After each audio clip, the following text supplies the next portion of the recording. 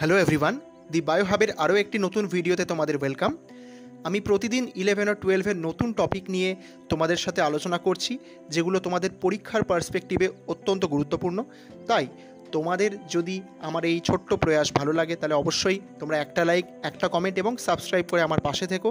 তোমাদের এই ছোট্ট সাপোর্ট আমাকে কিন্তু মোটিভেশন দেবে আগামী দিনে এরকম কন্টিনিউয়াসলি নতুন ভিডিও নিয়ে আসার জন্য। আমরা ক্লাস 11-এর প্র্যাকটিস সেট নিয়ে আলোচনা করছি। অলরেডি আমরা 4টে প্র্যাকটিস সেট আলোচনা করে ফেলেছি।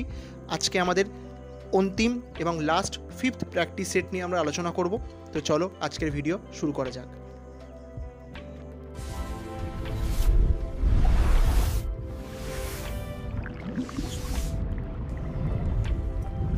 তো সেট 5-এর প্রথম প্রশ্ন শুরু করার আগে তোমাদের সাথে একটা ফানি ইনসিডেন্ট শেয়ার করে নিই। এই যে ভিডিওটা তোমরা দেখছো, এটা অলরেডি আমি একবার রেকর্ড করে নিয়েছিলাম, কিন্তু পুরো ভিডিওটা রেকর্ড করার পরে যখন ফাইল ট্রান্সফার করতে যাব তখন দেখলাম যে আমি স্ক্রিনটাই রেকর্ড করিনি। তারপরে আবার এখন রাত 1:45 বাজে, আমি আবার তোমাদের জন্য ভিডিওটা রেকর্ড করছি। যাই হোক, তো চলো, প্রথম প্রশ্ন বলছে যে বিশ্বের বৃহত্তম হার্বেরিয়াম কোথায় অবস্থিত? অপশান এতে বলছে জেনেভা, বিতে বলছে বার্লিন, অপশান সিতে বলছে নিউ ইয়র্ক, আর অপশান ডিতে বলছে কিউ। তাহলে এটা যে সঠিক উত্তর সেটা হয়ে যাবে অপশান ডি, কিউ। বোটানিক্যাল গার্ডেনটার নাম হলো রয়্যাল বোটানিক্যাল গার্ডেন কিউ। এটা ইংল্যান্ডের লন্ডন শহরে অবস্থিত। তো তোমরা এটা মাথায় রাখবে ইনফরমেশনটা। 2 নম্বর প্রশ্ন বলছে বায়োলজিক্যাল ডাইভার্সিটি ডে পালিত হয় কবে? অপশান এতে বলছে 21শে মার্চ, বিতে বলছে 3rd অক্টোবর, সিতে বলছে 4th অক্টোবর, অপশান ডিতে বলছে 29শে ডিসেম্বর। তো এটা সঠিক উত্তর হয়ে যাবে 29শে ডিসেম্বর। মাথায় রাখবে 2000 সাল অবধি এই 29শে ডিসেম্বর কিন্তু বায়োডাইভার্সিটি ডে পালন করা হতো। তারপরে এই ডেটাকে চেঞ্জ করে দিয়ে মে 22 করে দেওয়া হয়েছে। ঠিক আছে, তাহলে দুটো ডেটই তোমরা মাথায় রাখবে, পরীক্ষাতে যে কোনো একটা আসতে পারে, সেটা তোমরা মার্ক করে দিয়ে আসতে পারবে আশা করছি। তৃতীয় প্রশ্ন বলছে নিম্নলিখিত কোন বক্তব্যটি সঠিক নয়? অপশন এতে বলছে ভাইরাসকে বাধ্যতামূলক পরজীবী বলা হয়, এটা একদম সঠিক। বি বলছে একটি লাইটিক ভাইরাসের উদাহরণ হলো ফাজ ভাইরাস, এটা কিন্তু সঠিক বক্তব্য নয়। তাহলে এটাই হয়ে যাবে আমাদের সঠিক উত্তর, কারণ ফাজ ভাইরাস কিন্তু এক ধরনের লাইসোজেনিক ভাইরাস। ঠিক আছে, তোমরা মাথায় রাখবে একটা লাইসোজেনিক ভাইরাসের এক্সাম্পল কিন্তু হয়ে যাবে ফাজ ভাইরাস। ঠিক আছে, এছাড়া অপশান সিতে বলছিল অধিকাংশ উদ্ভিদ ভাইরাসই রাইবো ভাইরাস, এটা একদম ঠিক আছে, কারণ উদ্ভিদ ভাইরাসদের মধ্যে আরএনএ দেখতে পাই, তাদেরকে আমরা রাইবো ভাইরাস বলি। আর অপশান ডি হচ্ছে যে ভাইরাসের বহিরাবরণ বা ক্যাপসিড প্রোটিন দ্বারা নির্মিত, এটাও একদম ঠিক আছে। আমরা জানি যে ভাইরাসের বাইরের আবরণটাকে আমরা ক্যাপসিড বলি, যেটা প্রোটিন দিয়ে তৈরি হয়। ঠিক আছে, এখানে ছোট্ট করে আমি একটা ব্যাখ্যা দিয়েছি, তোমরা চাইলে পড়ে নিতে পারো। 4th প্রশ্ন বলছে যে হলোজৈবিক পুষ্টি সম্পন্নকারী প্রোটিস্টাদের কি বলা হয়? হলোজৈবিক পুষ্টি যারা সম্পন্ন করে সেই রকম প্রোটিস্টাদের অপশান সি প্রোটোজোয়া বলা হয়, যার একদম প্রমিনেন্ট এক্সাম্পল হলো গিয়ে অ্যামিবা। তোমরা সবাই চেনো অ্যামিবা। সে কি করে, একটা খাদ্যকে গিলে বডির মাধ্যমে গিলে নেয় এবং সে খাদ্য থেকে পুষ্টি গ্রহণ করে নিয়ে যে অপাচ্য খাদ্য সেটাকে বডির বাইরে বার করে দেয়, সেটাকে হলোজৈবিক পুষ্টি বলা হয়। ঠিক আছে, 5ম প্রশ্ন বলছে গ্লিওপেলিস ফার্কাটা নামক শৈবালের দেহ থেকে বস্ত্রশিল্পে ব্যবহৃত যে আঠা জাতীয় পদার্থ পাওয়া যায় তাকে কি বলে? অপশান এতে বলছে ফুনরি, বিতে বলছে ক্যারাজিনিন, অপশান সিতে বলছে ডায়াটোজিনিন, আর অপশান ডিতে বলছে কোনোটিই নয়। তাহলে জিওপেলিস থেকে আমরা যেটা পাই সেটা হলো গিয়ে ফুনরি নামক আঠা। ঠিক আছে, মাথায় রাখবে। 6 নম্বর প্রশ্ন বলছে মেগাফাইলাস হলো অপশান এ টেরিডোফাইটার ক্ষুদ্রাকৃতি বৃন্তহীন পাতা, অপশান বিতে বলছে টেরিডোফাইটার বৃহদাকার বৃন্তহীন পাতা, অপশান সিতে বলছে টেরিডোফাইটার প্রত্যাবকাশ যুক্ত কাণ্ড, আর অপশন দিতে বলছে টেরিডোফাইটার পত্রাবকাশ বিহীন কাণ্ড। তাহলে দেখো এখানে শব্দটা হলো গিয়ে মেগা ফাইলাস, মেগা মানে বড়, তার মানে এক্ষেত্রে এটা দিয়ে তোমরা গেস করতে পারছো যে টেরিডোফাইটার বৃহদাকার বৃন্তহীন পাতাকে মেগাফাইলাস বলা হয়। তাহলে সঠিক উত্তর হয়ে যাবে অপশন বি। এরপরে আমরা চলে যাব 7ম প্রশ্নে। বলছে কোন মোলাস্কাতে খোলক গঠন বাহু দ্বারা প্রভাবিত হলেও ম্যান্টেল দ্বারা হয় না? সাধারণত ম্যান্টেল পর্দা এই খোলক গঠনকে প্রভাবিত করে, কিন্তু এক ধরনের মোলাস্কা আছে যাদের বাহু বা আর্ম বলি আমরা যেটাকে, সেই আর্ম দিয়ে এই খোলক গঠনটা প্রভাবিত হয়। সেটা কার মধ্যে দেখতে পাই? অপশান এ বলছে সেপিয়া, বিতে বলছে ডেন্টালিয়াম, অপশান সিতে বলছে আর্গোনেটি, আর অপশান ডিতে বলছে নটিলাস। তাহলে এটা সঠিক উত্তর হয়ে যাবে অপশান সি, দ্যাট ইজ আর্গোনেটি। ঠিক আছে, মাথায় রাখবে। আজকের 8ম প্রশ্ন, নিচের কোনটি প্রকৃত মাছ? ঠিক আছে, অপশান এতে বলছে সিলভার ফিশ, না, সিলভার ফিশ কিন্তু এক ধরনের আর্থ্রোপোডা। ঠিক আছে, মাথায় রাখবে। আচ্ছা, তারপরে বলছে স্টার ফিশ, তোমরা জানো যে স্টার ফিশ একাইনোডার্মাটার মধ্যে পড়ে, তাহলে এটাও হবে না। তাহলে তারপরে বলছে যে ডগ ফিশ, ডগ ফিশ কিন্তু একটা প্রকৃত মাছ, এটা কিন্তু এক ধরনের কন্ড্রিকথিস জাতীয় মাছ বা তরুণাস্থিযুক্ত মাছ, তোমরা মাথায় রাখবে। তাহলে একটা প্রকৃত মাছ হয়ে যাবে আমাদের এই ডগ ফিশ। ঠিক আছে, 9 নম্বর প্রশ্ন বলছে মূলবিহীন উদ্ভিদ কোনটি? এতে বলছে উলফিয়া, অপশন বিতে বলছে জলঝাঁঝি, অপশন সিতে বলছে শিশু, আর অপশন ডিতে বলছে এ ও বি উভয়। তাহলে উলফিয়া এবং জলঝাঁঝি দুটোই কিন্তু মূলহীন উদ্ভিদের মধ্যে পড়ে, তাহলে সঠিক উত্তর হয়ে যাবে অপশন এ ও বি উভয়। ঠিক আছে, দশম প্রশ্নে সারণী দুটো দিয়েছে, সেটা ম্যাচ করতে বলছে। অপশন এতে বলছে বৃহত্তম মুকুল, তো এটা আমরা দেখতে পাই বাঁধাকপির মধ্যে। মিশ্র মুকুল আমরা দেখতে পাই আপেলের মধ্যে। আচ্ছা, তাহলে ব্রততী আমরা দেখতে পাই কুমড়োর মধ্যে, আর রোহিণী দেখতে পাই মটরের মধ্যে। তাহলে দেখো A3B4, তাহলে অপশন এতে রয়েছে, ব্যাস তাহলে এটা হয়ে যাবে আমাদের সঠিক উত্তর। ঠিক আছে, আচ্ছা 11তম প্রশ্নে বলছে নিচের কোন শব্দটি বাকিগুলির সঙ্গে মানানসই নয়? অপশন এতে বলছে পত্রমূল, অপশন বিতে বলছে শিরাবিন্যাস, অপশন সিতে বলছে পত্রবৃন্ত, আর অপশন ডিতে বলছে পত্রফলক। দেখো, একটা আদর্শ পাতার তিনটে অংশ থাকে। কি কি সেই তিনটে অংশ? অপশন 1 নম্বর অংশ হলো গিয়ে পত্রমূল, 2 নম্বর হলো পত্রবৃন্ত, আর 3 নম্বর হলো পত্রফলক। তাহলে এই তিনটে অবশ্যই আদর্শ পাতার তিনটে অংশের মধ্যে আসছে, শিরাবিন্যাস আসছে না, তাহলে এটাই মানানসই নয়, তাহলে এটাই হয়ে যাবে আমাদের সঠিক উত্তর। ঠিক আছে, সঠিক এর একটু ছোট্ট ব্যাখ্যা এখানে দেওয়া আছে, তোমরা চাইলে পড়ে নিতে পারো। 12তম প্রশ্নে বলছে যে নিষেকের পরে ডিম্বক ত্বক কিসে পরিণত হয়? এই প্রশ্নটা কিন্তু বেশ ভালো প্রশ্ন, এখানে ডিম্বক ত্বক বলেছে। ঠিক আছে, তোমরা জানো যে ডিম্বক, সেই ডিম্বকটা কিসে পরিণত হয়? সেই ডিম্বকটা বীজে পরিণত হয়, তাই না? আর ডিম্বক ত্বক পরিণত হয় বীজ ত্বকে। ঠিক আছে, তাহলে এখানে সঠিক উত্তর হয়ে যাবে অপশন ডি। ঠিক আছে, ডিম্বক ত্বক বীজ ত্বক, ডিম্বক বীজ, আর ডিম্বাশয় ফল। ঠিক আছে, এগুলো কিন্তু মাথায় রাখতে হবে। 13তম প্রশ্ন বলছে যে নিম্নলিখিত বাক্যগুলি বিবেচনা করো এবং কোন বিবৃতিটা সঠিক বা সঠিক নয় সেটা বিবেচনা করে বলতে বলছে। অপশন 1 নম্বর স্টেটমেন্ট বলছে উদ্ভিদের অঙ্গ সংস্থানগত কর্পার কাপ্পে মতবাদের প্রবক্তা হলেন ব্রিটিশ কলাবিদ ক্লোজ। এই কার্পার কাপ্পে মতবাদ নিয়ে আমি কিন্তু একটা শর্ট ভিডিও আমার চ্যানেলে আপলোড করেছি, তোমরা যারা দেখোনি সেই ভিডিওটা কিন্তু আমার শর্ট সেকশনে গিয়ে তোমরা দেখে নিতে পারো। এছাড়াও হিস্ট্রোজেন তত্ত্ব আর ইউনিকা কর্পাস তত্ত্ব আমি আপলোড করেছি, সেগুলো তোমরা অবশ্যই দেখে নেবে। 2 নম্বর স্টেটমেন্ট বলছে ভাজক কলার প্রধান কাজ হলো সংবহন ও দৃঢ়তা প্রদান। এক্ষেত্রে দুটো স্টেটমেন্টই ভুল। ঠিক আছে, এখানে দেখো অপশান ডি উভয়ই ভুল, কারণ ভাজক কলার প্রধান কাজ কিন্তু সংবহন ও দৃঢ়তা প্রদান নয়। ভাজক কলার প্রধান কাজ হলো গিয়ে জল এবং খাদ্য পরিবহন, তোমরা সবাই জানো। এরপরে চলে যাচ্ছি আজকে 14তম প্রশ্ন বলছে যে একটি কুপাকৃতি কোলেন কাইমার উদাহরণ কি? এতে বলছে সূর্যমুখী, বিতে বলছে ধুতুরা, সিতে বলছে ডালিয়া, আর ডিতে বলছে ভুঁই তুলসী। তাহলে এই ক্ষেত্রে সঠিক উত্তর হয়ে যাবে ভুঁই তুলসী। ঠিক আছে, 15তম প্রশ্ন বলছে নিউক্লিয়াস বিহীন উদ্ভিদ কোষ হলো? অপশন এতে সিভনল, বিতে বলছে সঙ্গী কোষ, সিতে বলছে জাইলেম প্যারেনকাইমার, অপশন ডিতে বলছে জাইলেম তন্তু। তাহলে এদের মধ্যে নিউক্লিয়াস থাকে না কিন্তু সিভনলে। ঠিক আছে, এটা কিন্তু মাথায় রাখবে। আর সঙ্গী কোষ কিন্তু জিমনোস্পার্মদের মধ্যে বা ব্যাক্টোবিচিদের মধ্যে উপস্থিত থাকে না, এটাও কিন্তু মাথায় রাখবে। ঠিক আছে, 16তম প্রশ্ন বলছে যে কোষের ধ্বংস সাধনের ফলে সৃষ্ট গহ্বরকে কি বলে? অপশন এতে বলছে সাইজোজেনাস গহ্বর, অপশন বিতে বলছে লাইসিজেনাস গহ্বর, অপশন সিতে বলছে সাইজোলাইসিজেনাস গহ্বর, অপশন ডিতে বলছে ইন্ট্রাফ্যাসিজেনাস গহ্বর। এটা সঠিক উত্তর হয়ে যাবে অপশন বি লাইসিজেনাস গহ্বর। এবং এটা মাথায় রাখবে যে এটা কিন্তু শুধুমাত্র প্ল্যান্ট সেলের মধ্যেই দেখতে পাওয়া যায় বা উদ্ভিদ কোষের ভিতরে দেখতে পাওয়া যায়। ঠিক আছে, 17তম প্রশ্ন বলছে সংযোজী কলার কোলাজেন তন্তুর বর্ণ কিরকম হয়? ঠিক আছে, তাহলে কোলাজেন তন্তুর বর্ণ কিরকম হয়? এতে বলছে বাদামি, বিতে বলছে হলুদ, সিতে বলছে সাদা, আর ডিতে বলছে বর্ণহীন। তাহলে কোলাজেনের বর্ণ কিন্তু সাদা রঙের হয়, তোমরা মাথায় রাখবে অপশন সি হয়ে যাবে সঠিক উত্তর। 18তম প্রশ্ন বলছে সর্বাধিক শক্ত কার্টিলেজ হলো?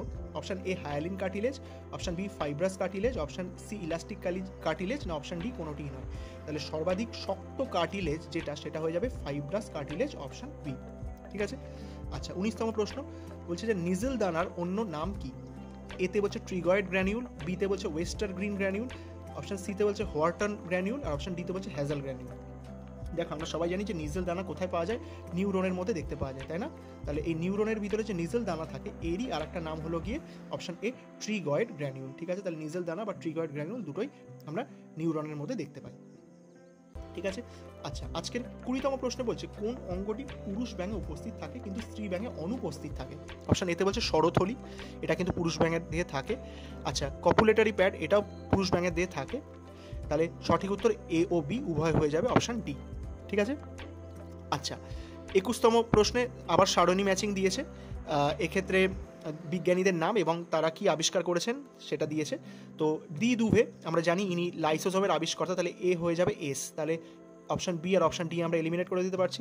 এরপরে ফন্টানা, তিনি কিন্তু নিউক্লিওলাসের আবিষ্কর্তা, তাহলে বি হয়ে যাবে টি। তাহলে অপশন এটাকে আমরা এলিমিনেট করে দিতে পারি, তাহলে সঠিক উত্তর হয়ে যাবে অপশন সি। তাহলে টি বোভেরি সেন্ট্রোজোমের আবিষ্কর্তা, আর AFW স্কিম্পার তিনি কিন্তু প্লাস্টিকের আবিষ্কর্তা। ঠিক আছে, 22তম প্রশ্নে বলছে কোন জোড়াটি সঠিক সামঞ্জস্যপূর্ণ নয়। ঠিক আছে, নেগেটিভ প্রশ্ন দিয়েছে নয়। অপশন এতে বলছে গলগি বস্তু পরিপাক কোষীয় অঙ্গাণুর বিশ্লিষ্টকরণ, option B mitochondria oxidative phosphorylation, option C chloroplast সালোক সংশ্লেষ, option D rough endoplasmic reticulum protein সংশ্লেষ। তো আমরা জানি যে রাফ এন্ডোপ্লাজমিক রেটিকুলামের সাথে রাইবোসোম যুক্ত থাকে, সেটা প্রোটিন সংশ্লেষ করতে পারে, তাহলে এটা সঠিক। ক্লোরোপ্লাস্টের সালোক সংশ্লেষ হয়, এটাও সঠিক। মাইটোকন্ড্রিয়া অক্সিডেটিভ ফসফোরাইলেশন করে শক্তি উৎপন্ন করতে পারে, তাহলে এটাও সঠিক। তাহলে সামঞ্জস্যপূর্ণ নয় কোনটা, তাহলে এটা সঠিক উত্তর হয়ে যাবে গলগি বস্তু। ঠিক আছে, গলগি বস্তু কিন্তু পরিপাক কোষীয় অঙ্গাণুর বিশ্লিষ্টকরণ এসব কাজ করে না, এটাকে এ কী করে, এ ক্ষরণে এবং পরিবহনে সাহায্য করে। ঠিক আছে, ক্ষরণ এবং পরিবহনে সাহায্য করে, মাথায় রাখবে এই দুটো কিন্তু প্রধান কাজ গলগি বডির। এছাড়াও এটা অ্যাক্রোজোম সৃষ্টি করতেও পারে শুক্রাণুর মধ্যে। 23তম প্রশ্ন বলছে সেন্ট্রোজোমের উপাদানগুলি কোনটি বা কোনগুলি। অপশন এতে বলছে অ্যাস্ট্রাল রশ্মি থাকে সেন্ট্রোজোমের মধ্যে, সেন্ট্রিওল থাকে, কাইনোপ্লাজম থাকে, তাহলে এক্ষেত্রে উপরে সবকটি হয়ে যাবে সঠিক উত্তর। তাহলে 23-এ সঠিক উত্তর হয়ে যাবে অপশন ডি। 24তম প্রশ্নে বলছে 70S রাইবোজোমে এস কথাটির অর্থ কী। আমরা জানি যে এস কথার অর্থ হলো গিয়ে ভেদবার্গ একক বা ভেদবার্গ সাব ইউনিট, তাহলে এক্ষেত্রে সঠিক উত্তর হয়ে যাবে অপশন বি। ঠিক আছে, অধক্ষেপণ গুণাঙ্কও কিন্তু এই ভেদবার্গ একককেই বলে, কিন্তু এখানে এস অক্ষরটার অর্থ জানতে চেয়েছে, সেই জন্য এটার সঠিক উত্তর হয়ে যাবে ভেদবার্গ একক। ঠিক আছে, 25তম প্রশ্নে কি বলছে দেখো, বলছে যে প্রাণীকোষে কোষ পর্দা কী দিয়ে গঠিত হয়। অপশন এতে বলছে গ্লাইকোপ্রোটিন, লিপিড ও দ্বিশর্করা, একদম নয়। অপশন বিতে বলছে লিপিড, প্রোটিন ও পলিস্যাকারাইড, এটাও নয়। অপশন সিতে বলছে লিপিড, প্রোটিন ও অলিগোস্যাকারাইড, এটা হয়ে যাবে একদম সঠিক উত্তর। এবং প্রোটিন, লিপিড তো থাকেই, এছাড়াও অলিগোস্যাকারাইড, তোমরা জানো যে কোলেস্টেরল, সেই কোলেস্টেরল কিন্তু আমাদের কোষ পর্দার ভিতরে উপস্থিত থাকে। ঠিক আছে, তাহলে সঠিক উত্তর হয়ে যাবে অপশন সি। 26-এর প্রশ্ন বলছে একটি পেপটাইডের উদাহরণ দাও যেটি অ্যান্টি টিউমার হিসেবে কাজ করে। অপশন এতে বলছে ব্যাসিট্রাসিন, অপশন বিতে বলছে অ্যাক্টিনোমায়োসিন, অপশন সিতে বলছে ক্লিওমায়োসিন, আর অপশন ডিতে বলছে স্ফিঙ্গোমায়োসিন। তাহলে এক্ষেত্রে অ্যান্টি টিউমার হিসেবে কাজ করে হলো গিয়ে অপশন সি ক্লিওমায়োসিন। ঠিক আছে, তাহলে এই পেপটাইড বা এই প্রোটিনটা কিন্তু অ্যান্টি টিউমার হিসেবে কাজ করে। ঠিক আছে, আচ্ছা আজকে 27তম প্রশ্ন বলছে সেলুলোজ হলো option A heptose polysaccharide, option B pentose polysaccharide, option C hetero polysaccharide, option B হলো গিয়ে হেক্সোজ পলিস্যাকারাইড। দেখো তোমরা জানো যে সেলুলোজ কিন্তু হোমো পলিস্যাকারাইড, তাই না? এবং এই হোমো পলিস্যাকারাইড এটা কী দিয়ে তৈরি হয়, গ্লুকোজ দিয়ে তৈরি হয়। আর গ্লুকোজ তোমরা জানো যে এটা একটা 6 কার্বনযুক্ত সুগার, তাহলে আমরা এখানে সঠিক উত্তরটা ফাইন্ড আউট করতে পারবো option D, that is hexose polysaccharide. Hexose কেন, কারণ এটা 6 কার্বনযুক্ত গ্লুকোজ দিয়ে তৈরি হচ্ছে, সেই জন্য এটাকে আমরা বলছি হেক্সোজ পলিস্যাকারাইড। এবার চলে যাচ্ছে 28তম প্রশ্ন, বলছে ডাক্তাররা সূর্যমুখী তেল খাওয়ার কথা বলেন কারণ অপশন এ ভিটামিনের প্রধান উৎস, অপশন বি শক্তির উৎস এবং ওজন হ্রাস ঘটায়, অপশন সি সম্পৃক্ত ফ্যাটি অ্যাসিড পূর্ণ, অপশন ডি অসম্পৃক্ত ফ্যাটি অ্যাসিড পূর্ণ।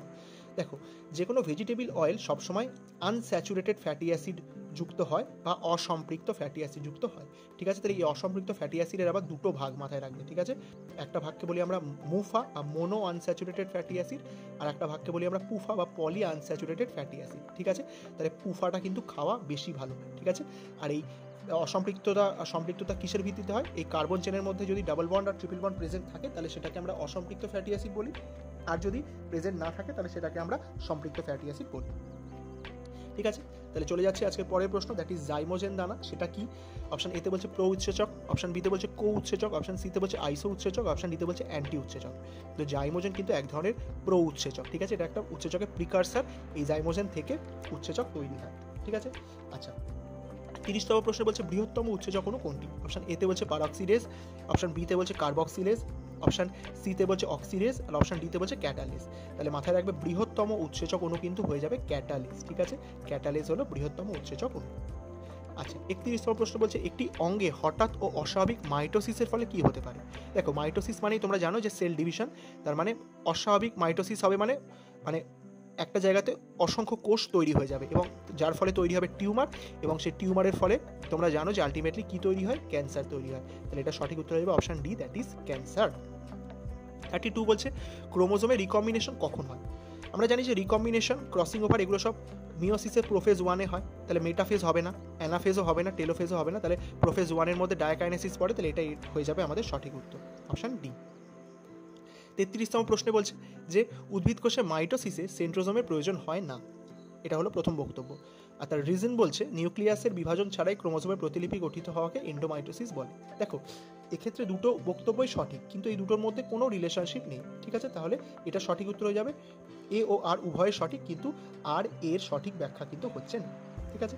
34তম প্রশ্ন বলছে যে মুক্ত নিউক্লিয় বিভাজন এর মধ্যে কোথায় দেখতে পাওয়া যায়, ঠিক আছে? মুক্ত নিউক্লিয় বিভাজন মানে নিউক্লিয়াস বিভাজিত হবে মুক্তভাবে এবং অসংখ্য নিউক্লিয়াস তৈরি করবে, এবং এই ঘটনাটাকে মাথায় রাখবে তোমরা, এই ঘটনাটাকে আমরা সিনসিটিয়াম বলতে পারি, ঠিক আছে? এই মুক্ত নিউক্লিয়ার বিভাজনটাকে আমরা সিনসিটিয়াম বলি, ঠিক আছে? এটা রাইজোপাসেও দেখতে পাওয়া যায়, ওপালিনাও দেখতে পাওয়া যায়, আবার স্লাইম মোল্ডেও দেখতে পাওয়া যায়। তাহলে সঠিক উত্তর হয়ে যাবে এটা সবকটি অপশান ডি, ঠিক আছে? আর আমাদের এই ক্লাস 11-এর টেস্ট সিরিজ যেটা চলছে তার 5th সেট এবং আজকের লাস্ট প্রশ্ন, কোষচক্রের সময়কাল কোন দশার সময়কালের উপর নির্ভর করে, ঠিক আছে? কোষচক্রে আমরা জানি যে প্রধানত 3টে দশা, G1, S এবং G2, এবং তারপরে আসে এম ফেজ বা মাইটোটিক ফেজ, ঠিক আছে? তো মাথায় রাখবে যে এই কোষচক্রের যে সময়কাল সেটাকে ডিকটেট করে দেয় কিন্তু আমাদের G1 দশা, ঠিক আছে?